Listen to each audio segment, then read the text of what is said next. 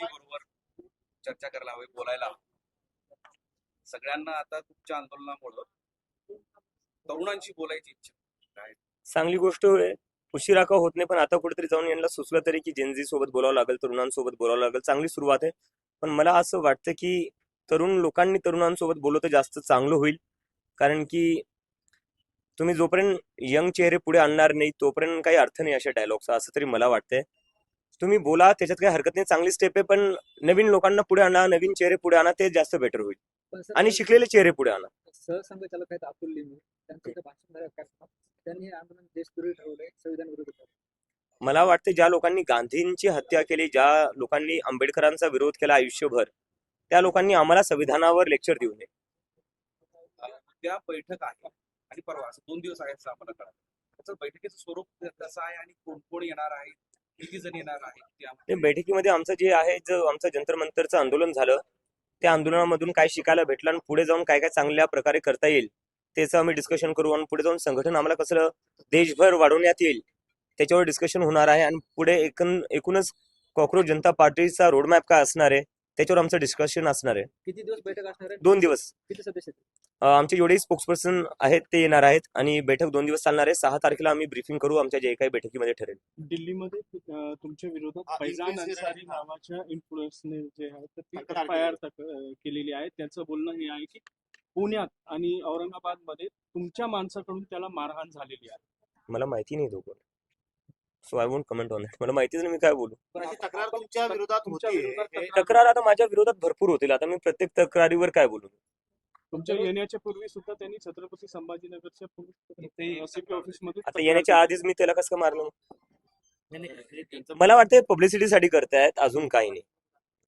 T20च्या संदर्भामध्ये आम आदमी पार्टी आज दिल्लीमध्ये आंदोलन करते, तर तुमचा त्याला पाठिंबा आहे का आणि तुमची भूमिका काय आहे या ज्या आणि E20 वर मला वाटतं बऱ्याचशा लोकांनी बोललेलं आहे. आणि E20 हा खूपच मोठा मुद्दा बनलेला आहे देशात. बऱ्याचशा लोकांनी म्हणजे बिझनेसमॅन किंवा असं नाही, त्यांनी E20चा मुद्दा उचलला आहे, आम आदमी पक्षाने उचलला आहे. आणि आम्हाला आमच्या पेजेसवरही मेसेजेस येत आहे की तुम्ही E20 वर बोला. तर E20 वर जे आहे, जे काही आंदोलन होतील त्याला आमचा पाठिंबा आहे. हे म्हणजे काही एका पक्षाचा मुद्दा नाही, एका पक्षाचा मुद्दा आहे म्हणून तसं नाही म्हणत आहे आम्ही. पण E20 वर जेन्युइनली लोकांना इश्यू आहे त्या गोष्टीवर.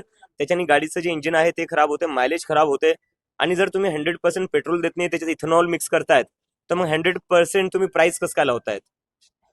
दुसरं असं की झेंजेला घेऊन आणखीन एक विजय मिळालाय पीकेला, प्रशांत किशोरला, तेही भाजपाचा तिथं गड होता, त्याबद्दलची काय प्रतिक्रिया आहे? मला त्यांना खूप खूप शुभेच्छा द्यायच्या आहेत.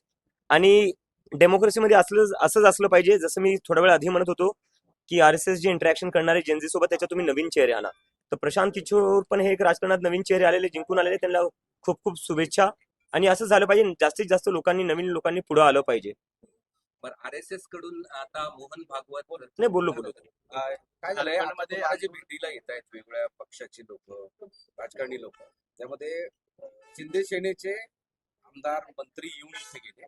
त्यावरून राज्यातल्या भाजप आणि शिंदे सेनेमध्ये वाद निर्माण झाला असं सध्या चर्चा सुरू आहे की तुमच्या भेटीवरून त्या दोघांचं बिनस्तिक काय अशी स्थिती. आता 30 वर्षाच्या मुलापासून तुम्हाला एवढी भीती वाटते, मी काय बोलू याच्यावर. म्हणजे ते तर मला फक्त पर्सनली भेटायला आले होते आणि शुभेच्छा द्यायला आले होते. दुसरं तर आमचं काही बोलणंच झालं नाही. ते फक्त एक म्हणले की युवकांचा मुद्दा उचलला, देशाच्या शिक्षणाचा मुद्दा उचलला, चांगला मुद्दा होता आणि जे आंदोलनाला सक्सेस भेटली त्यासाठी शुभेच्छा दिल्या होत्या. मी भाजपला सांगू इच्छितो, एवढी घाबरायची गरज नाही. तुम्हाला ED CBI सगळी तुमच्याकडे आहे, आमच्याकडे काही नाही आहे.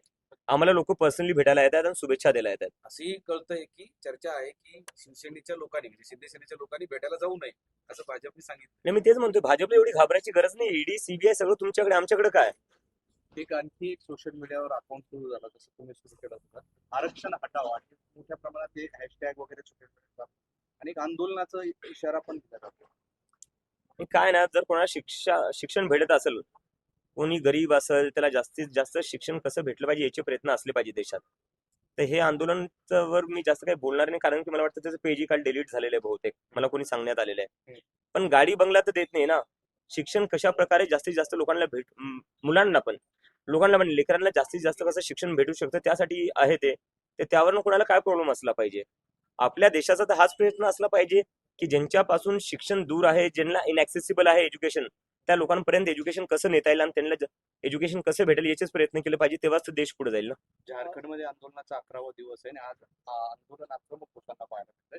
सरकार दुर्लक्ष करतंय असं विद्यार्थ्यांचं म्हणणं आहे. हो, माझं जे बोलणं झालं त्यातही मला त्यांनी ते सांगितलं. परवाच माझं रात्री फोन कॉलवर बोलणं झालं आणि मला त्यांनी सांगितलं की त्यांना तिथं टेंटही लावू देत नाहीये, वॉशरूमची सुविधा नाहीये. एका प्रकारे जसं आम्हाला जंतर मंतरवर करण्यात आलं तसंच त्या विद्यार्थ्यांनाही करण्यात येते. तर मी त्या विद्यार्थ्यांना सांगितलं की कॉकरोच जनता पार्टी पूर्णपणे त्यांच्या बरोबर आहे आणि त्यांच्या आंदोलनाला मजबूत करण्यासाठी जे काही करता येईल ते आम्ही करू आणि त्याच्या जे काही डिमांड आहे त्यांचं आम्ही पूर्णपणे समर्थन करतो. So,